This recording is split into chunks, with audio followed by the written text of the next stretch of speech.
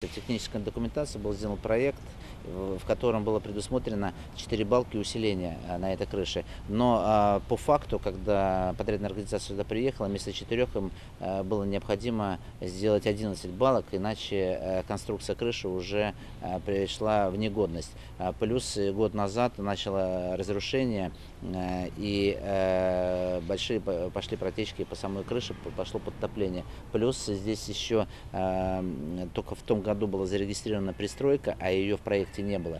И вот эта вот связь пристройки с самой крышей тоже она была не обозначена. И здесь уже на месте подрядная организация принимала решение, каким образом это все состыковать. Но сегодня и поговорили с жителями, были дожди, никаких протечек нету.